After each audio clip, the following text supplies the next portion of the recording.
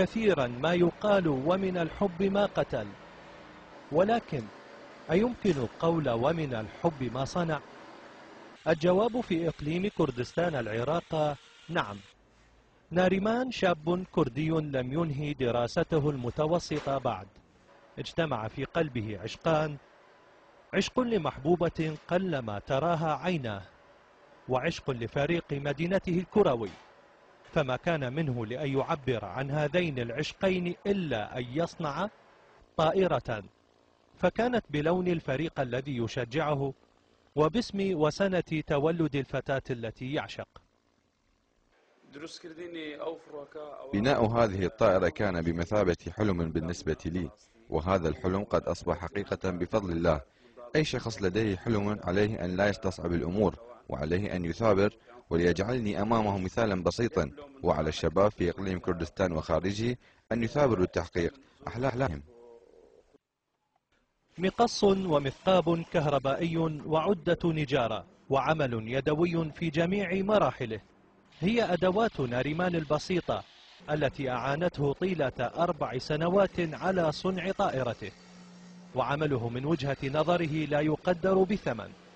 ورغم استهزاء المحيطين به إلا أن طالب الدراسة المتوسطة أصبح مرجعا لطلبة كليات الهندسة في الإقليم، يعلمهم قواعد الهندسة عمليا لا نظريا.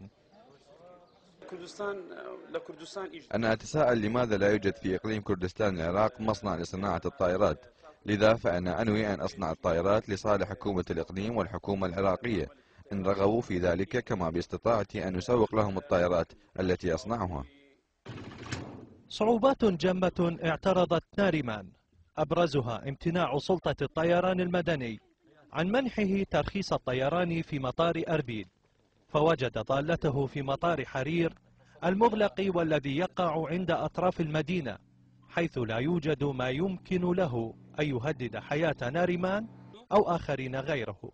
المطار يحيط به سلسلة من الجبال، ولا لا يتشابك مع خطوط الطيران في أربيل وفي العراق، لذلك المنطقة معزولة ليس لها تأثير، والارتفاعات التي يستخدمه في الطيران كانت في ارتفاعات واطئة جدا لكي لا يؤثر أو لا في هذه المنطقة، وأيضا على مسؤوليته كبادرة قام بها بمسألة الإقلاع على مسؤوليته كهو كطيار، لكن الأجواء في هذه المنطقة منعزلة وليس لها أي تأثير ولا تحتاج، وحتى أنها بعيدة عن مسائل الرادارات لأنها تقع بين سلسلة من الجبال.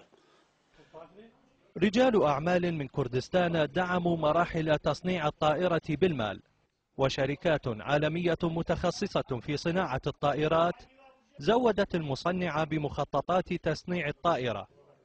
بعد إنجاز العمل وتحقيق أكثر من 30 ساعة طيران ناجحة، حصل ناريمان على حقوق التصنيع الحصرية للطائرات في الإقليم، ومعه يكبر حلمه بأن يتحول من ميكانيكي للسيارات إلى مصنع للطائرات وبخطوط إنتاج تجلب له ثروة عزت عليه من مهنته الحالية. من مدينة أربيل، يوسف الحسيني، BBC.